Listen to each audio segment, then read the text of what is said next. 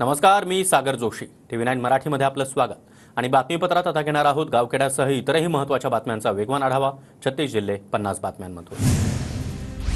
हर्षवर्धन पाटील भाजपला सोडचिठ्ठी देत शरद पवार गटात प्रवेश करणार.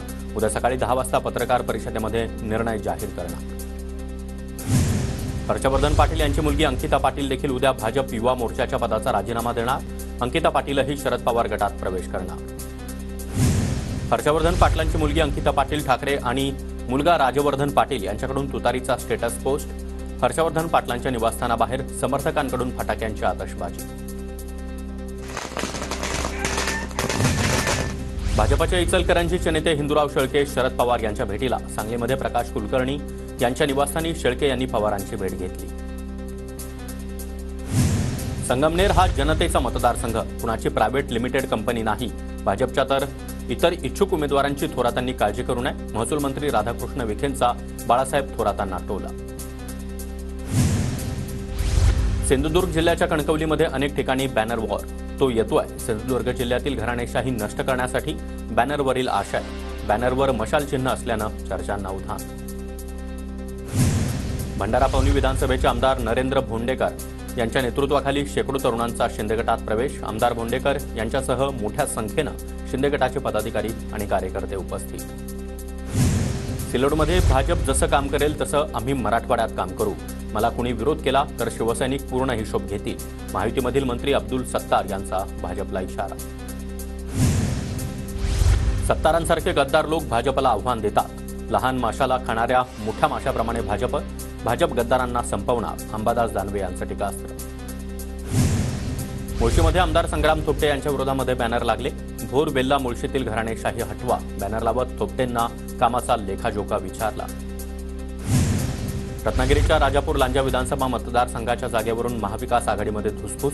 काँग्रेस जिल्हाध्यक्ष अविनाश लाड यांनी सभा घेत राजापूर लांजा विधानसभेवर दावा केला. ठाकरेंच्या राजन साळवी यांच्यावर देखील टीका. 9 दिवसांनंतर मनोज जरांगे यांना गॅलेक्सी रुग्णालयातून डिस्चार्ज. संभाजीनगरमधील गॅलेक्सी रुग्णालयामध्ये उपचार घेतल्यानंतर जरांगे घरी परतले. जरांगेंच्या काव्य आणि दुर्वा या नावाच्या मुलींकडून स्वागत. छत्रपती संभाजीनगरमधील सोलापूर-धुळे महामार्गावर मनोज जरांगे यांचं नवं कार्यालय. पैठण फाट्यावर जरांगेंच्या छत्रपती भवन कार्यालयाचं काम पूर्ण. उद्या नारायणगडाचे महंत शिवाजी महाराज यांच्या हस्ते उद्घाटन होणार. मराठा आरक्षण डावलून निवडणुका घेतल्यास फडणवीसांना पश्चाताप होईल. आरक्षण दिल्याशिवाय फडणवीस आचारसंहिता लावणार नाहीत अशी आशा. मनोज जरांगेंचा इशारा. ओबीसींबद्दल राहुल गांधींची व्यापक भूमिका. राहुल गांधींच्या भेटीची वेळ मिळावी. लक्ष्मण हाकेंची मागणी. 1947 सालीच राजेशाही संपली. मी संभाजी छत्रपतीच आहे. लक्ष्मण हाकेंच्या प्रश्नावर संभाजीराजे यांचं उत्तर. संभाजीराजेंना आम्ही राजे मानत नसल्याची हाके यांनी केली होती टीका. राजकारण, सत्ताकारण, अर्थकारण, शूद्र. गणपती उत्सव, नवरात्र उत्सव आता इव्हेंट झाले आहेत. संभाजी भिडे यांचं पुन्हा एकदा वादग्रस्त वक्तव्य. दांडियामुळे नवरात्रोत्सवाचा बट्ट्याबोळ. जगामध्ये हिंदू महामूर्ख. 76 राष्ट्रांनी आक्रमण केलेला बेशरम लोकांचा समाज म्हणजे हिंदुस्थान. नवरात्रोत्सव आणि राजकारणावर संभाजी भिडेंचं आक्षेपार्ह वक्तव्य. अजित पवार गटाच्या आणि पदवीधर मतदारसंघाचे आमदार सतीश चव्हाण यांनी घेतली जरांगे यांची भेट. सतीश चव्हाण गंगापूर विधानसभा मतदारसंघातून लढण्यासाठी इच्छुक. रोहा शहरामध्ये शिवरायांच्या भव्य पुतळ्याचं अनावरण. रोहा शहरामध्ये शिवरायांचा 25 फुटी पुतळा उभारला. माजी आमदार अनिकेत तटकरे यांच्या हस्ते विधिवत पूजा संपन्न. अहमदनगरच्या कर्जतमध्ये श्री छत्रपती शिवाजी महाराज क्रिकेट स्टेडियम आणि क्रीडा संकुल भूमिपूजन. क्रिकेट स्टेडियम आणि क्रीडा संकुल भूमिपूजन सोहळ्याला रोहित पवार आणि रोहित शर्मा यांची उपस्थिती. आमदार रोहित पवारांच्या प्रयत्नातून क्रिकेट स्टेडियमची उभारणी.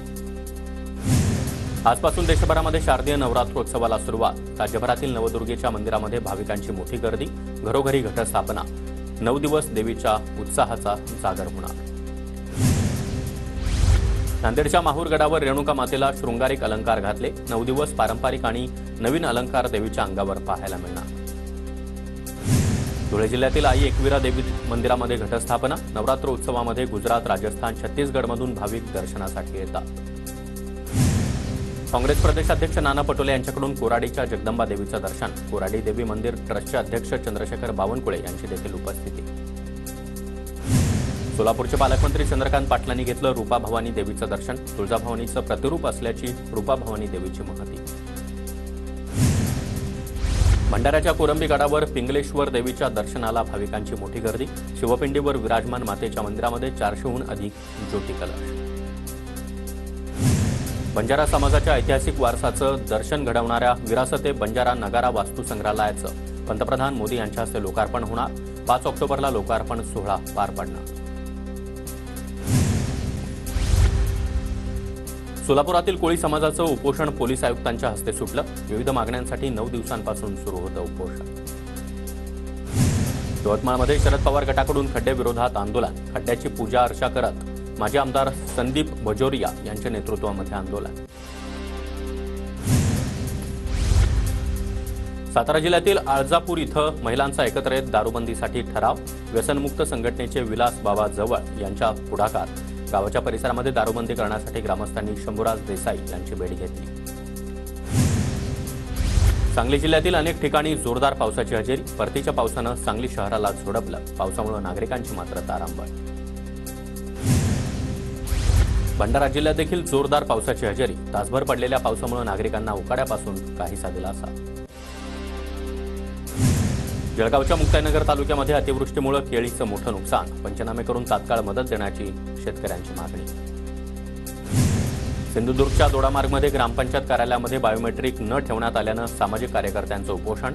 सरकारचा आदेश न मानणाऱ्या संबंधित कर्मचाऱ्यांवर शिस्तभंगाची कारवाई करण्याची मागणी। जळगावातील मेहरून तलावावर वॉटर स्पोर्ट्स अनुभवण्यासाठी नागरिकांनी मोठी गर्दी केली।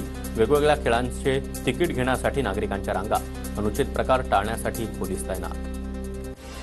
जिल्ह्याच्या मूर्तिजापूर तालुक्यातील एपीएमसी मधील सोयाबीन पावसामुळे भिजलं। काल रात्री अचानक पाऊस असल्यानं शेतकऱ्यांचं मोठं नुकसान। गोंदियातील 58,000 शेतकऱ्यांना पीएम किसानच्या अनुदानाची प्रतीक्षा। 18व्या हप्त्यापासून वंचित राहण्याची वेळ। पुणे जिल्ह्यातील खेड, आंबेगाव, जुन्नर आणि शिरूर परिसरामध्ये शेतकऱ्यांची सोयाबीन काढणीची लगबग। अपुऱ्या मजुरांमुळे यंत्रसामग्रीच्या माध्यमातून सोयाबीन काढणीकडे शेतकऱ्यांचा ओढा। छत्रपती संभाजीनगर शहरातील हर्सुल तलाव ओव्हरफ्लो। तलाव भरल्यामुळे शहरातील 4 ते 5 वार्डातील पाण्याचा प्रश्न मिटला। वाशिम जिल्ह्यातील माहुली ते चाकूर पाणंद रस्त्यांची मोठी दुरवस्था। शेतातील सोयाबीन घरी आणण्यासाठी शेतकऱ्यांना चिखलातून वाट काढावी लागते। वाशिमच्या कोठारी इथं सोयाबीन सोंगणीसाठी मध्य प्रदेशमधून शेतमजूर आणण्याची वेळ। वेळेवर शेतमजूर मिळत नसल्यानं आलेल्या शेतमजुरांचं बॅनर लावून जोरदार स्वागत। कोल्हापूरच्या नरसिंहवाडीमध्ये कृष्णा नदीवरील जुन्या पुलावर 12 फूट मगरीचा संचार। नागरिकांना दक्षता घेण्याचं ग्रामपंचायतीचं आवाहन।